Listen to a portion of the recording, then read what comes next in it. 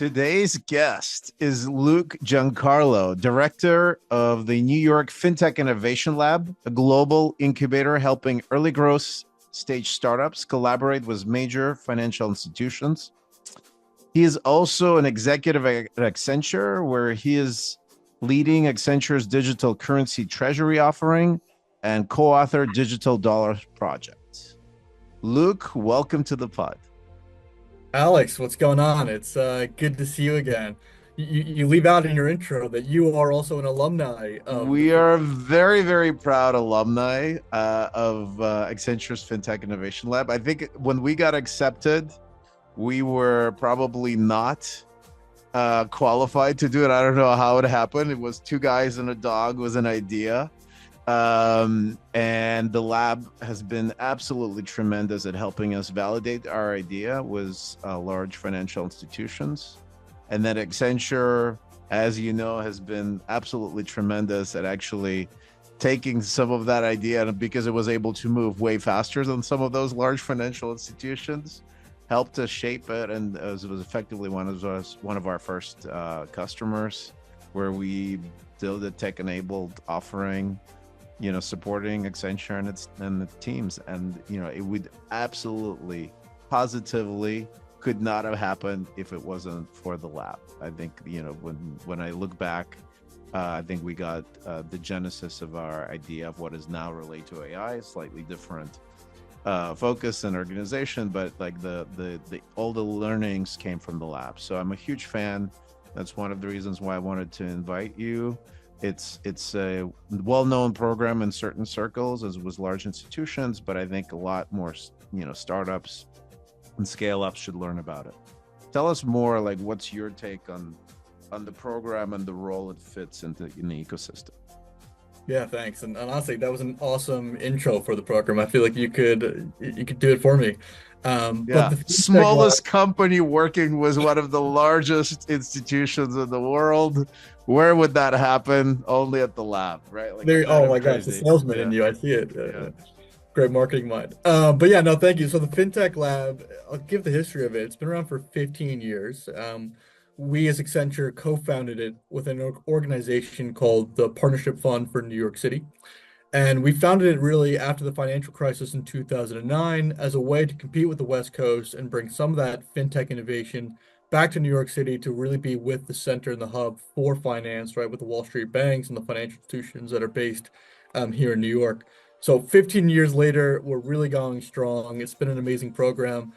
For your viewers, the way it works is every year we sit down with executives from these financial institutions across payments, banking, capital markets, and insurance. And we I know ask them, you don't want to stand out some of these institutions, but maybe it will just yeah, help bring to life the Goldmans and the Morgans and whoever else you're working with, like, not to treat anybody in a special way, but just give us some names of the institutions that you I work mean, no, you named them. Like they're all tier one organizations, right? The BlackRocks, the Goldmans, the JP Morgans, Bank of America. On the insurance side, New York Life, Travelers, TIA. So really phenomenal organizations that we represent and help them find startup companies. And so to your point, you get like a really diverse spectrum of these financial institutions that are like legacy organizations with a lot of red tape, but are really the big players in the room. And every year we sit down to understand what are their innovation priorities across the different parts of their business, the different technologies that they're really interested in. So we've gone through all the waves, right? We've gone through cloud, metaverse, sustainability, blockchain. Now it's all AI, of course. But every year we take that feedback, we go find startup companies that are solving for those problems, and we bring them into the Shark Tank. It's a competitive program until we eventually have top 10 companies. And what's unique about the lab is those top 10 companies then get paired up with those financial institutions. Mm, So mm. over the course of 3 months, you get kind of 3 to 7 dedicated financial institutions to really mentor you, help you refine that product market fit, really understand what is the sweet spot for you and your business. And it works, right? I think you're even a testament to that of having been in the room working with those financial institutions. You really get that experience to help refine your product. And I think you even mentioned you after the program, you were able to kind of tweak or fine tune that offering that you had. Yeah, absolutely. And I think now we almost And the startup journeys goes in mysterious ways, obviously. So I think the challenge with supporting large financial institutions or any very large and regulated enterprise is obviously the velocity was which they can adopt new technology. So we had Accenture became effectively kind of relatively more agile adopter, and then helped us get the feedback and the technology working. And then, for example, now when we're building the world's first regulated content platform, guess what? Like the lab, we want to come back to the people we've met in the lab because we've actually now have something that's working, and we don't need to go wait for kind of instant feedback that you could get maybe quicker in some other ways. And what we need is like, how do we deploy this strategically inside your institution so this becomes a real game changer for you? So there's this tension, I would say, and I'm curious again on your take on this and how you help companies do this, right? If you're building a relatively horizontal solution, how do you get feedback quickly as a startup is sort of really critical, versus spend all your cycles in the enterprise sales cycles. But then, if you don't have that option, right, and you're building something that is very much enterprise only, how do you find the right partners to pilot your technology with so they could give you that feedback? Those are sort of some of the tensions that many startups underestimate. Maybe you could comment on that a little bit, on how you help them pick and choose which partners to work with, for example, and what areas to focus on. Yeah, and it's funny, right? I'm sure your viewers are like, wait a second, Relayto is not a fintech. But Yeah, yeah, our audience is really pure fintechs, pure insurtechs, but really horizontal plays as well, right? yeah, The data management, the security platforms, the marketing platforms, the HR tools. But like, how are you helping to enable financial institutions as they go to market to be more yeah. effective, more efficient?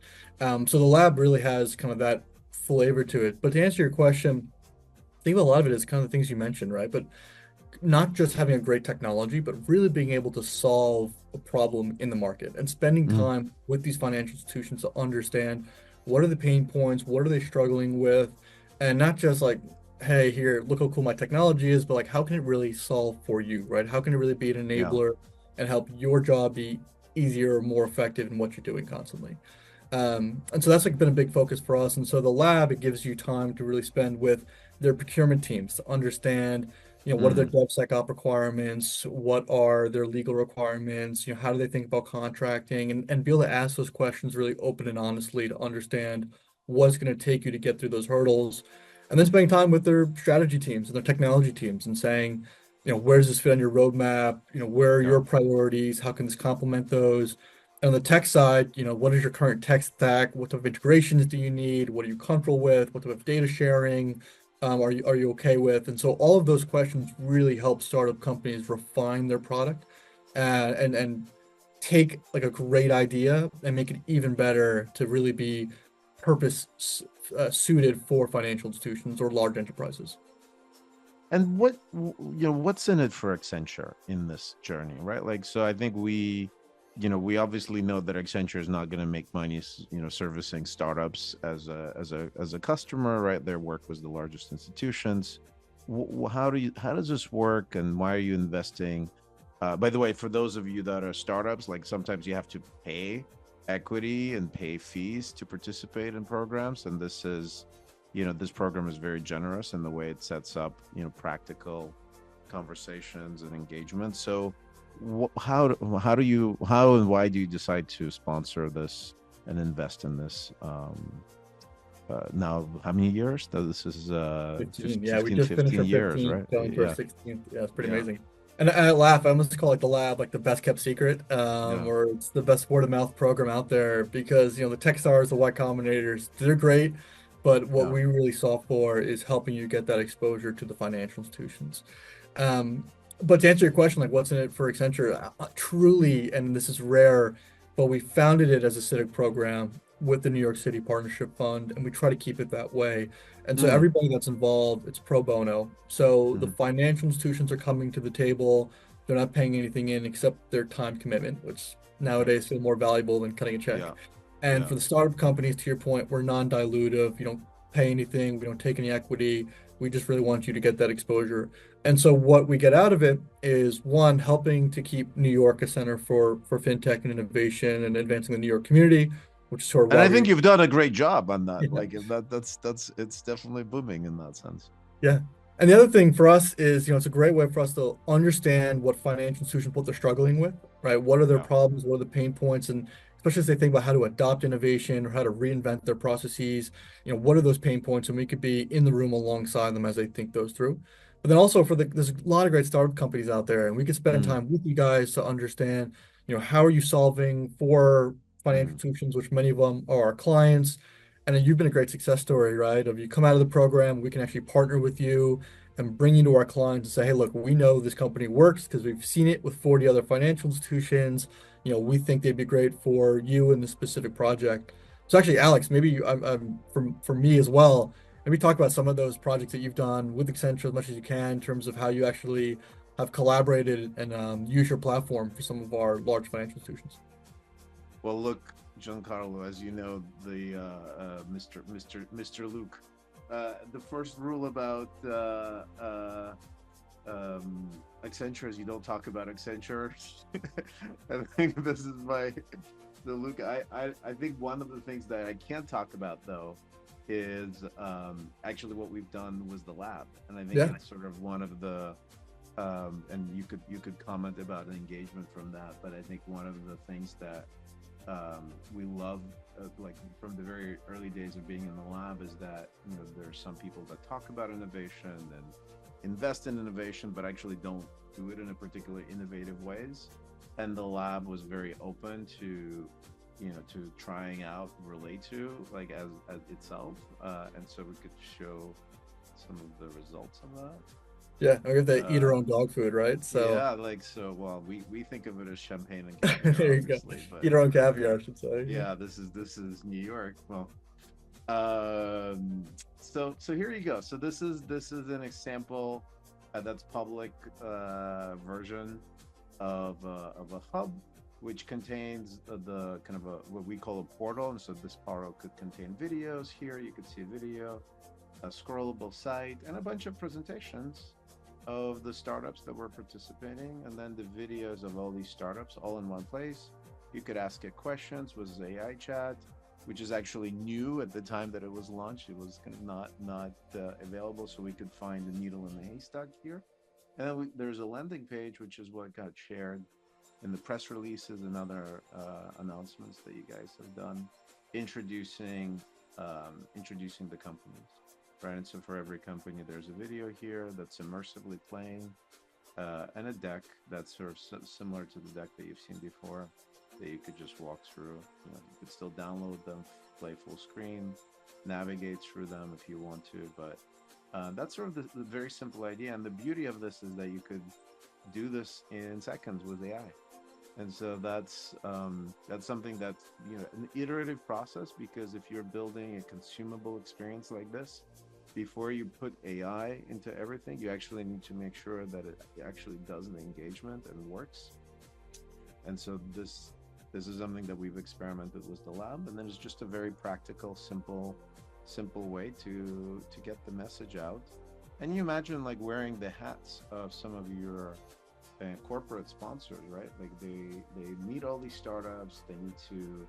They are probably not the individuals who are supporting the startups initially are probably not the ones who will be deeply engaging with the startups in the actual deployment. So they need to explain it clearly.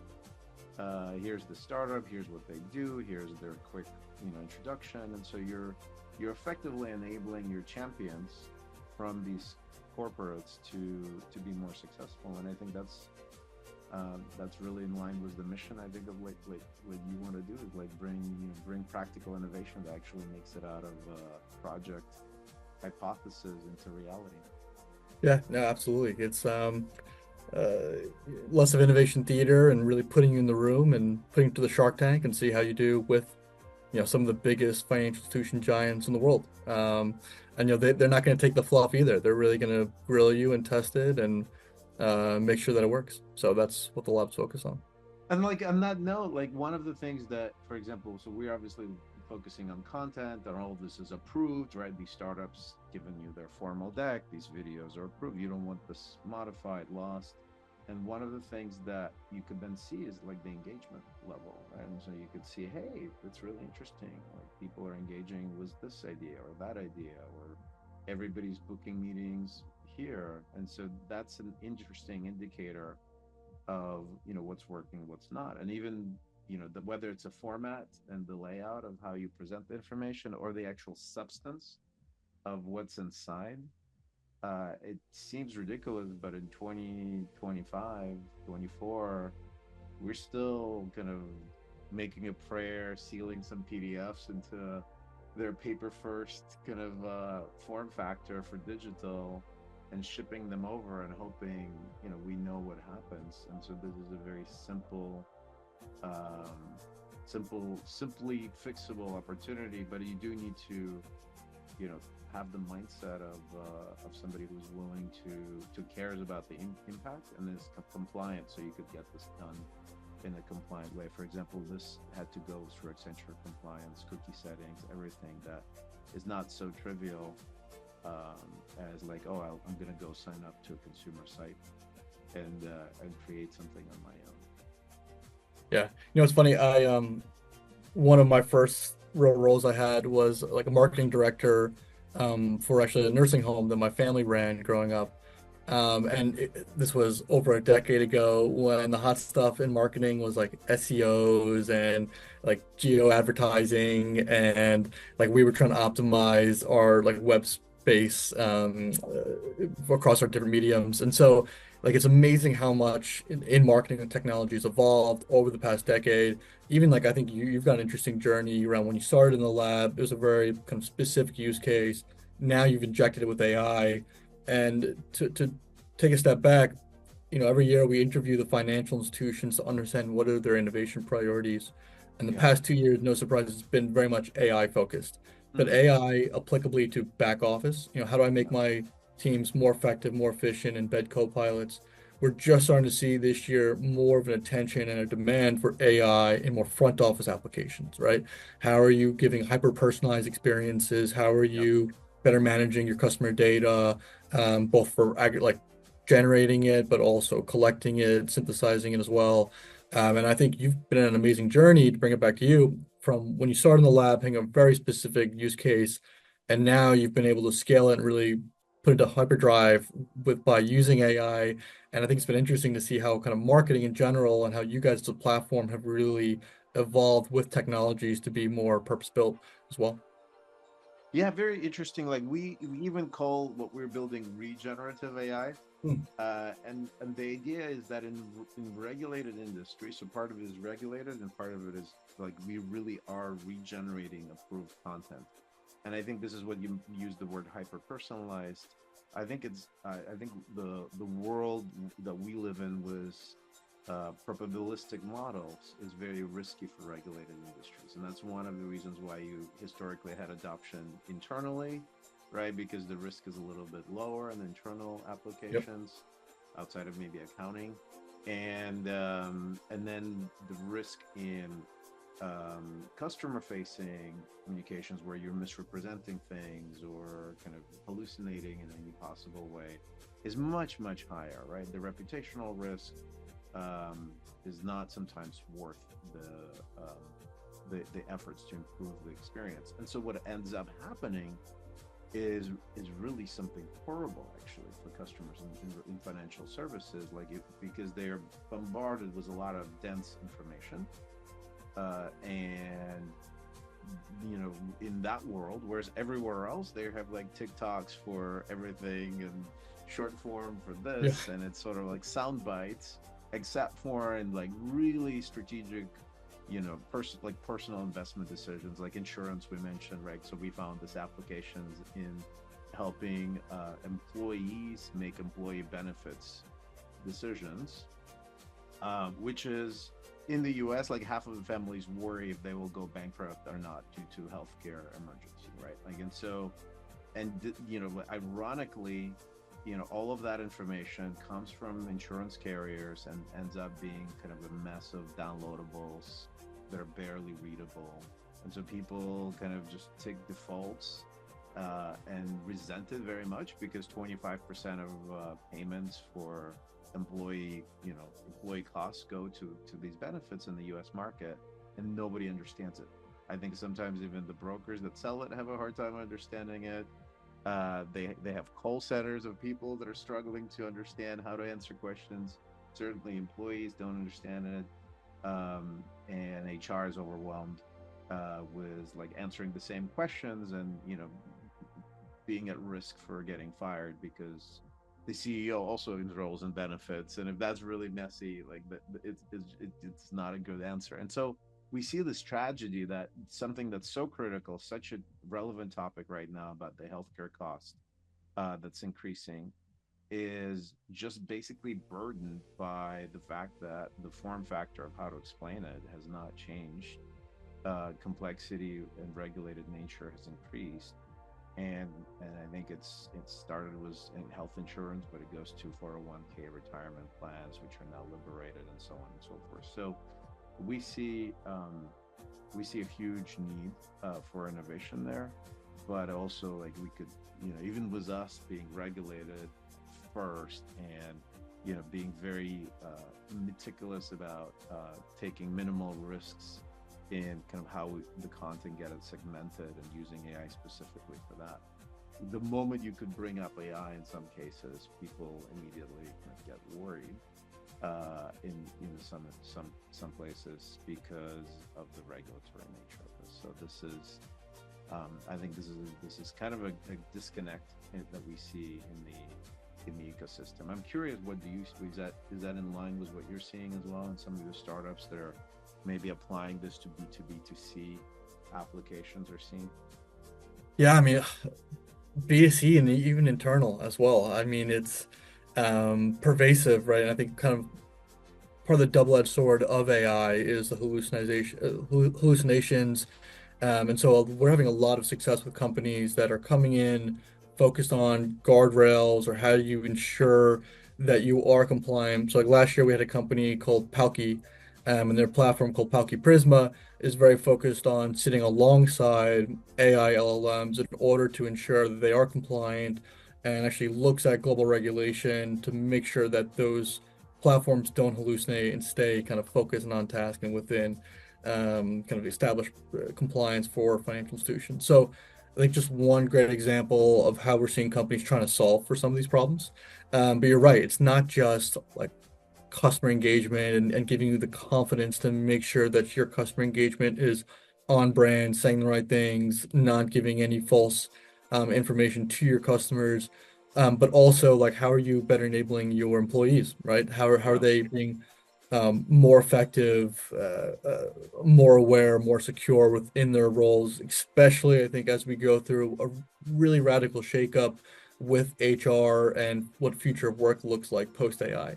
And to touch on that for a minute, it's interesting, like coming out of the pandemic, there was a lot of tools around remote work and remote collaboration tools and how are you trying to bring people together in a digital world. Now with AI, that's all being shaken up and automated again. And I think there's another big shift coming through with talent management around what does the future of work look like when a lot of this is automated, and a lot of this can be done with an AI, and how do people fit in the middle and are using these tools. And so I think these are like real problems that we're trying to solve for. But I think the way you've gone about it with making sure that you're using AI to inform and educate those personnel on really kind of opaque, whether it's financial information, investment decisions, healthcare, insurance, like these are great tools or resources that AI can then better digest and communicate to employees. Yeah, it's interesting. I think historically we thought of HR as a pure compliance Mm, uh, um, yeah. function, right? And I think but every HR person deeply is not. People don't go in HR, And I used to be early at the company called SuccessFactors, which Accenture implements, and got acquired by SAP. And so we've seen that a lot of the personalities that are drawn to HR, like they want to connect, they want to help people. But I think this is sort of your point, is that a lot of the workflows, the processes, to be compliant, we almost had to say compliance has to be first. Nobody wants to go to prison, so therefore connection is going to be second. And I think we just got too comfortable with that mindset. And I think to some degree, AI is almost, you know, makes makes it worse, because when there is a lot of information and people no longer read that information because they're overloaded with information, you start losing context and trust. And so, like, this sort of combination of context, trust, and connection while staying compliant is a very, very challenging problem. And I think Accenture in particular, and this is probably maybe easier to say, like Accenture used this internally as well, to and won actually a bunch of HR training and executive communications awards using Relayto, in large part because I think they were really innovative at trying to say, how do we bring, you know, very large, very global organizations. I don't know what's the latest in the number of employees, Luke, but you know, it's near 800,000. It's 800,000, so it's increasing, you know, yeah. like,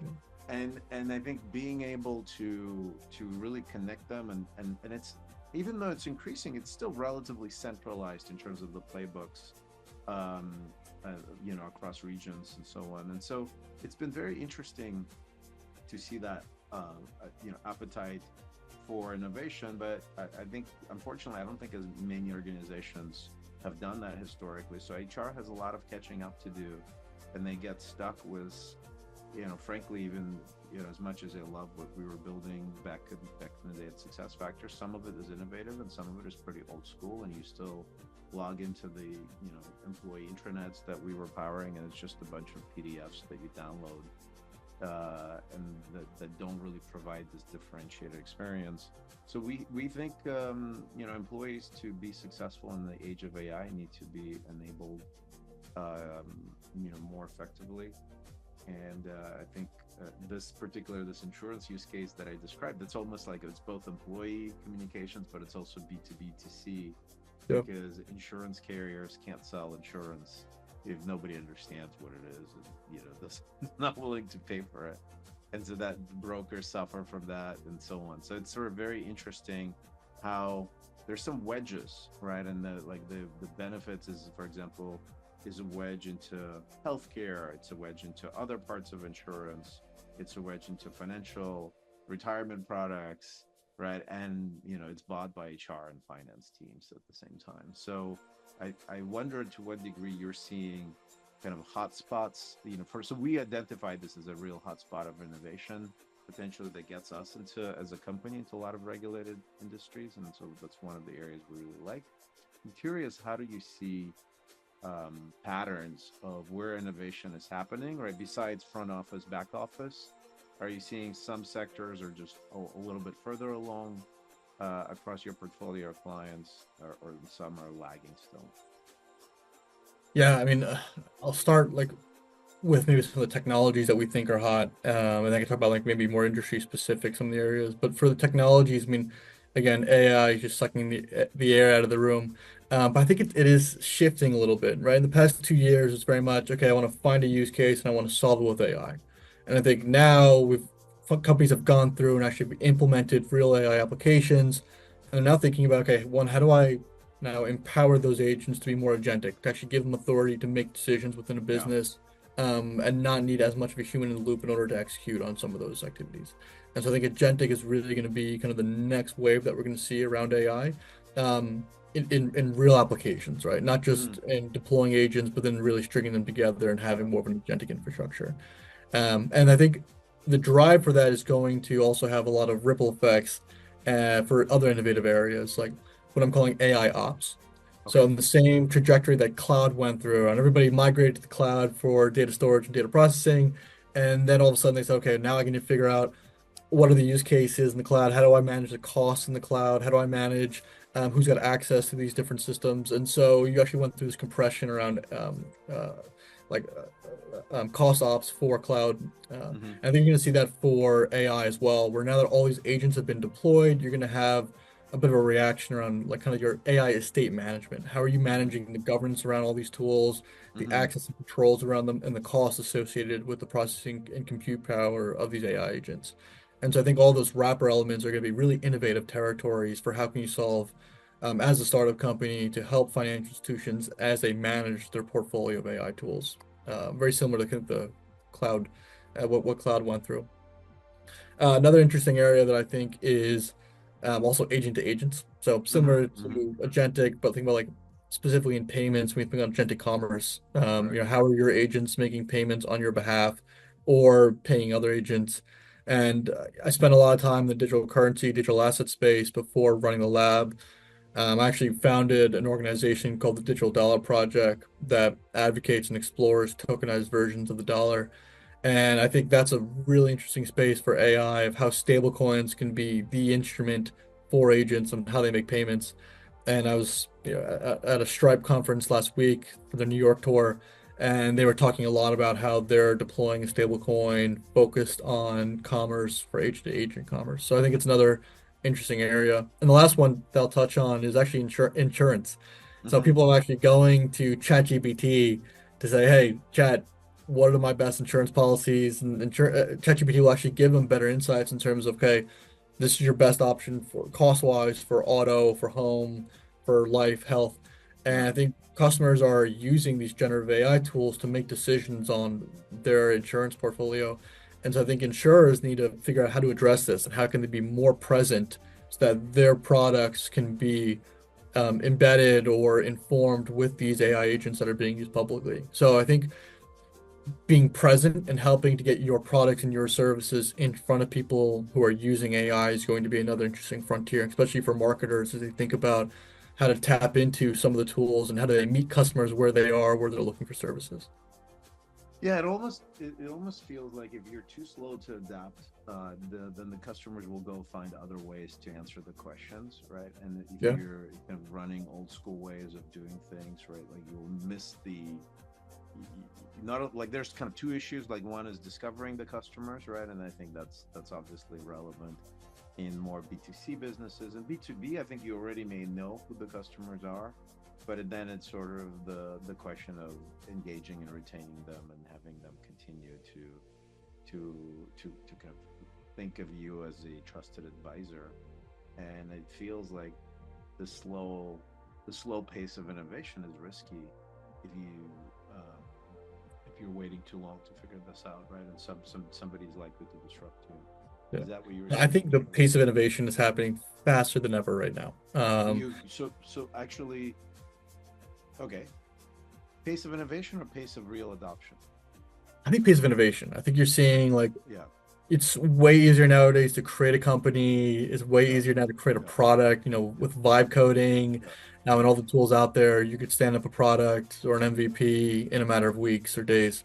And so I think you're seeing even more companies flooding the market trying to solve problems. yeah, I also think we're in a regulatory regime right now that's in really embracing or trying to yeah. spur innovation across AI, digital currency, digital assets. And so there are so many companies coming out. There are so many innovative topics that are really being driven. I think I like the distinction you make around innovation and adoption. And I think to your point, I think financial institutions or a lot of large enterprises need to figure out how are they more agile and can actually explore and make decisions on innovative tech more quickly. So a lot of the work that I do at Accenture is helping financial institutions as they think through how to adopt, where to adopt, what are the impacts of innovation tech, and being a partner with them as they try to wrestle or speed Right, up as they look at right. all the solutions that are coming out. So what are when you look at the companies, the startups that are able to get out of the, all right, there's a lot of innovation, lots of noise.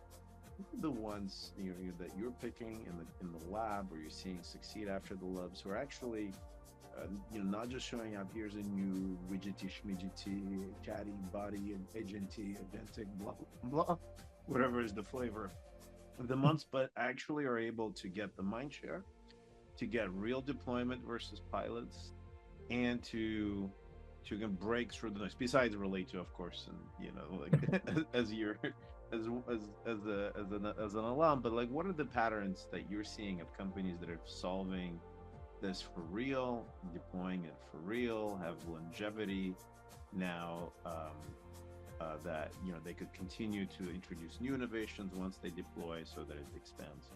Yeah, and if you're listening to this podcast, you're gonna get Luke's tips and tricks for All applying right. to the program. So consider this the inside scoop. But I think a couple things. One, again, there's a lot of great technology out there, but really being able to clearly communicate what is the problem that you're solving, right? People buy solutions, they don't buy just technology. And so being able to really eloquently explain what is that solution, why you're differentiated, and what you solve goes above and beyond creative and great tech every single time. And actually, one of the financial institution partners that are part of the program last year said, I'm looking for solutions that could solve one thing perfectly, as opposed to a lot of things potentially. And I really like that mindset around like really choosing a problem, nailing it, showing how you can solve that problem perfectly, and then you could scale from there, as opposed to saying, hey, my platform can do it all, you tell me what you want it to do. But I think really being clear to communicate that problem statement is how you I would differentiate. agree with that. I would say, like, in retrospect, I would say, if I had to rethink how I would go about building Relayto, like, we definitely started out as was a very strong point of view on, hey, the most important information is locked in formats nobody wants to consume. But we didn't have as strong of a hypothesis as to which you know Mm. particular application of that we want to focus on at first, and so we were in exploratory mode, and the exploratory mode led us to a lot of people being interested in this. And I think the more traction that we've had is once we said, oh well, we have this narrow application in financial services, and like kind of what works for this benefits example, which everybody spends a lot of money on and nobody gets value out of, and then there's personal tragedy, company wasting money, insurers not growing. And so when once we figured that out and had a consistent set of deployments on this, it's like life became much easier to replicate and to scale. And I feel like this is probably greedy second time founder that wants to build a decacorn right away. In my case was going for the broad set of applications, saying we could conquer everything, and I think we will eventually. But I think we had to consolidate, prove these, the thesis area. To your point, like, do them really well, know what we're doing, get enough trips to the plates, versus saying, yeah, we'll mold your way. We'll be the next startup that's pretending to be Accenture, which I think even Accenture doesn't do that thing. Like, it has its own playbooks, right? Like, but a lot of tech people think that their tech is, build a bunch of Legos, and I think you don't get as much value from Legos as from bespoke solutions. Is that kind of, am I riffing correctly with you in terms of your Yeah, point of definitely. I view? think the Legos are important, but I think the Yeah, above and beyond is really figuring out how they solve a yeah. problem, being really clear on that. So yeah, I fully agree with you, and I So think all you're your spot on. startups still, learn from Shevelenko mistakes, right? Like, I think it's, you look, but that said, there is always this question is, are you picking the right problem? And Mhm. I don't know how easy, like, then maybe lab, like, people should come into the lab maybe with one or two hypotheses and then test it out. Like, what's your advice for that? Because, like, if you Yeah, and I mean, there's so yeah, much reading out there. So, like again, so applications are open, okay. and if you look at the application opening, we actually announce what the top 10 themes are across the industries. And so, Mm, from all of our conversations, what are we hearing as the pain points? What are topical in terms of different technologies and different priorities areas? And I'll admit, it's across probably hundreds of topics that we ask them about, but we try to distill it down to what are the top 10. And so I think as you're looking to apply, you can look at those themes year to year and really see what are the problem statements, what are they wrestling with, and then dive in, right? Go deep and really try to understand, okay, within this area, how can I really be helpful and work with these financial institutions to help them solve a problem. got it. So like, getting back to the broad tips, so narrow down, solve one problem really well. What about, you know horsepower in terms of execution and follow-up enterprise sales. It's not for the faint of heart to sell to some of these institutions that you're supporting. No, What's your it's perspective? I'm honestly I'm amazed with some of these founders that like they respond to you at 2 in the morning, all weekend long, any time of day. They are on it. It is like a tour de force in order to be a entrepreneur nowadays. But I think like AI tools are really helping to enable that in terms of how to use better CRM tools, note-taking tools, follow-up tools. So I think being scrappy and savvy and using some of these tools will help you be more effective. But you're right. Even in the lab, we bring in these startup companies that are two guys and a dog, and we pair you up with 5 or 6 large financial enterprises that each have their own demands and give you a very bespoke experience. And it's sink or swim. It's for you to figure out how you can keep up with that demand of questions and follow-ups and really being able to service those types of companies. So there is a certain level of horsepower, to use your framing, that you need in order to work with the large tier one financial institutions and have that Mm, level of sophistication to be ready and at that point.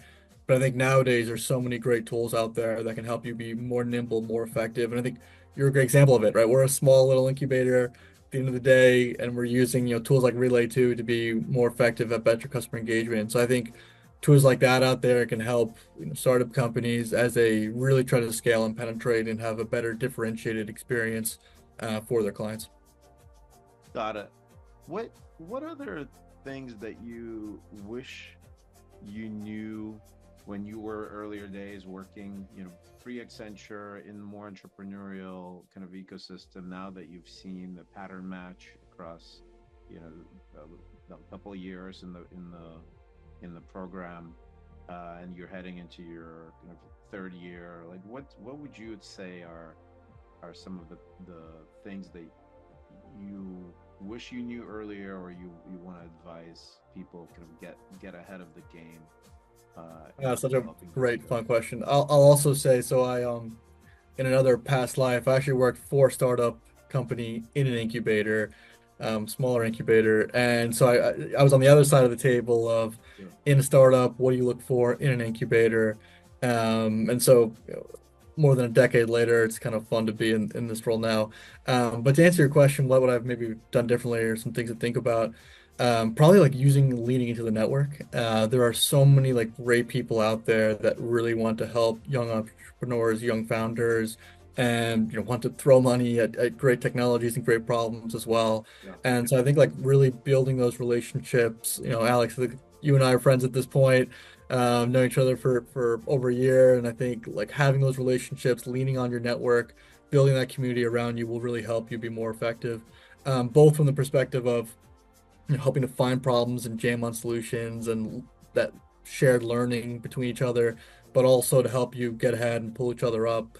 And again, back to the lab, I think really a unique program that's a civic-minded nature to it. And so everybody that's coming to the table is to help startup companies and to help drive innovation.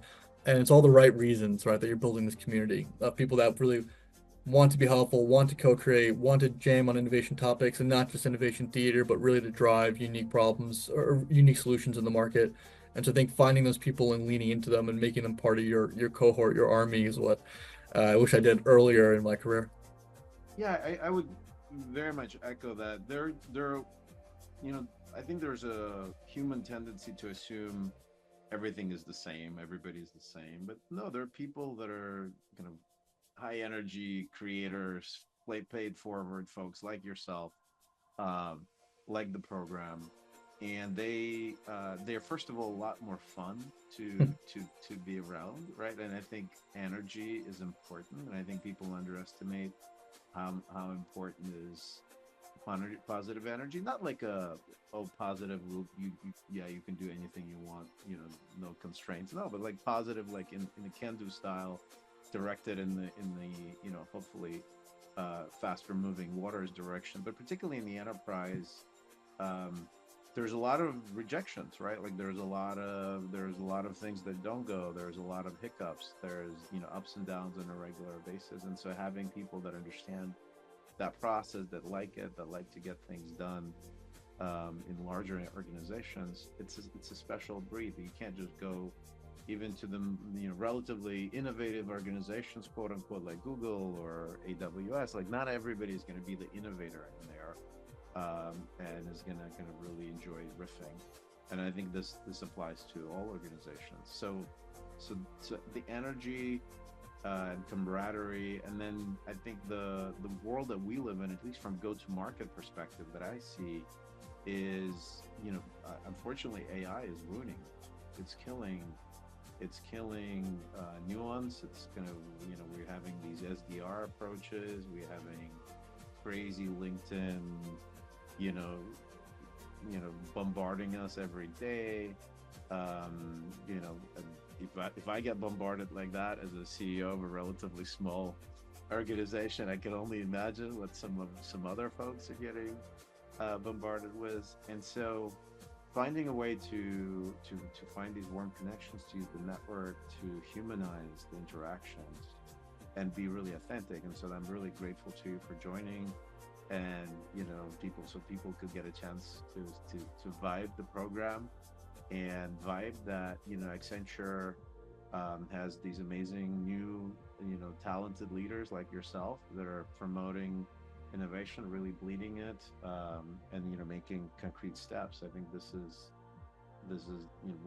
a lot more fun to have co-conspirators in the journey. Yeah, and it should be fun, right? Innovation should be fun. I think Yeah. it's for some of the financial institutions, this is the best part of their week. They get to spend time with young, crazy founders and talk about AI and quantum and blockchain and crypto, and it's a fun area. So lean All in. right, so we're vacation basically. We're like Yeah, yeah, yeah. vacation I from feel like I'm on vacation right now. yeah, So yeah. we'll do this over drinks next time. So Yeah.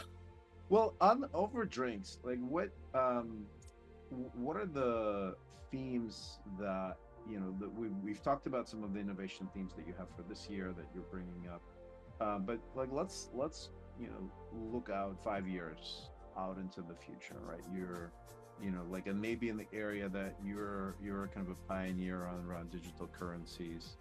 What are you envisioning? What are some things that you're seeing coming both from the startups and the larger institutions that I think right now are still hazy, but in your view are going to be inevitable trends that we need to be paying attention yeah, and we touch on a couple of them. And like the ones like agentic commerce, I think are so fascinating, but honestly, I think are still years away from being real in the market. And it's going to take smart innovators and a lot of security and probably clever regulation in order to really have this work. But I think we're going to be in a future eventually where it's agent to agent payments, agent to agent shopping, agent to agents choosing your insurance policy or helping to there. Hmm. personalize what makes the most sense for you. And I think that is a world that we're driving to. And hopefully it does like carve out more time for humans to be human and kind of get together real life and do what humans really do well, that on that Mm. connectivity, that engagement, that creativity, and let the agents do some of the bureaucracy and the uh, like the operational side of life. So I think we're driving to that point. I think there's a lot of interesting startup companies that are solving for that around like agentic shopping to help embed products and payments into your AI experience. And you can see that being happening more and more. But I think that's 5 years out until you're starting to see real market adoption uh, fully blown agentic commerce. That's one. I think farther out, but an interesting one that keeps coming up is a bit of quantum or even just Hmm. accelerated data processing in general. Yeah. Quantum's probably really far out, but there's other more interim, interesting solutions that we might see sooner. And I think some of the companies I'm talking to are scared of what they call the chat GPT moment for quantum, which is Mm. Mm. chat GPT came Something out. comes out and everybody is like, oh my, we got to catch up, right? Exactly. And I think there's a nervousness now after seeing what just happened in the past 2 years for other technologies as well, right? If somebody has that breakthrough in quantum that doesn't catch the industry with their pants Yeah. down and everybody all of a sudden needs to rush and flood to go move into the space and work with startup companies. So I think there's an interest and an appetite to lean more into the innovation space, say, hey, what's coming down the pipeline? I want to know those hot I don't want to companies. be caught with my pants down, so to speak. You Exactly. know, not a politically correct description, but No, but I'll use it. I like it. you So know, I like, think that's, but to yeah. use Warren Buffett's, you don't want to be you want to be swimming naked when the tide is down, right? Like that's There you probably go. since it's Warren Buffett, it's more Yeah. acceptable. Right, right, right. So you want to be ready for that disruption, is what we're seeing. Like Yeah. there's some of these mega trends. And Yeah. on the topic of digital currency, obviously Yeah. current administration is doing a lot of innovation. David Sachs comes from the VC community, doing a lot of things rapidly, proactively here. What are you predicting based on your kind of having initiated this, a few years ago and driving this initiative at Accenture? Yeah, it's probably my favorite topic. It's near and dear to my heart, and been in the space for a while. And honestly, I'm really interested to know where it goes too. And I'm thinking a lot about it. And just to reflect for a minute, even as part of the lab, we had a lot of success with some of the early companies in the space. Digital assets came out of the program. Masari came out of the program. There's been Air came out of the program. So a lot of really great digital currency, distributed ledger platforms that we've had success with. And I think if you look at the like trajectory of digital asset, digital currencies, you had kind of like the generation one of the exchanges, the layer zeros that were Mm, emerging, the private networks. I think you kind of had the next generation, which was mm, like the stable coins, the NFTs, the tokenization, much more like the money market funds, tokenized assets. I'm curious on like what the next gen is going to be, and I think it's actually mm, going to be a bit of a blend of different technologies like AI enabling digital currencies and really powering the smart contracts of that as well. And honestly, I think blockchain and AI are a match made in heaven because with AI, one of the problems is the data management, the data provenance. Well, wait, we got a really great data provenance tool, which is right, right. distributed ledger and blockchain. And again, with blockchain, you've got these smart contracts that need logic to actually power them, and AI is really great as deciphering logic and instructing. And so I think they're going to be really interesting technologies that pair together, and I think that's what's going to be the next generation, the next frontier in the Web3 space. And so as part of that, I think what's going to be interesting is, again, back to agentic commerce, one that I think is really interesting in the crypto space. I think like automated treasury is going to be another big Mm, one mm, around helping people search for yield. So as you move in and out of liquid instruments like stable coins or tokenized deposits and mm, into yield-bearing assets like tokenized money market funds or yeah. crypto exposure and others, and having agents that can actually instruct the yield and go chase yield in different both You're domestically gonna you're gonna but also internationally. there's gonna be no margin. All Yeah, the right, margin right. is gonna be eaten alive. It's going to be interesting, but I think like that's where the market's going, and I think there's still like a lot to be done around the connectivity of these different instruments. Great. Now, so let's wrap up with Yeah. a little bit of a broader introduction to partnership for New York City, and kind of how can people apply to the lab, and how it all comes together. Um, because you're pretty unique with the partnership of New York City kind of platform structure, and so people need to know about what partnership Yeah, is as well. and the partnership is phenomenal. They are a civic fund that represents the 300 largest employers in New York City, and they're a private organization that helps mobilize the time, attention, and capital to advance the New York City and state communities. And so the lab is one of their initiatives, but they actually run a lab for public works and for transportation as well, transit tech. And so really an amazing organization, extremely well connected, well respected, and they help bring a lot of great players to the table as part of the program. And so they make a great partner to us at Accenture as more of the operational tech arm to their kind of civic nature and their New York community and connectivity aspect. So they run the lab with us. And to wrap it up, the lab, the applications are open right now. We're looking for great startup companies. If you're a founder of an early growth stage company, you're looking for exposure with the New York large financial institutions. There's really truly no better program than the FinTech Lab in order for you to get that exposure and that connectivity. Mr. Luke Giancarlo, FinTech Innovation Lab. Luke, where can people find you personally as well, so they could LinkedIn is the resubmit best place for me. I've LinkedIn? been Like, trying to stay yeah, off Twitter or I doom scroll, but LinkedIn is my one home base at this point. Luke, amazing. So excited to have you as a leader for the lab in New York. So excited that you're building the future of FinTech, the future of New York.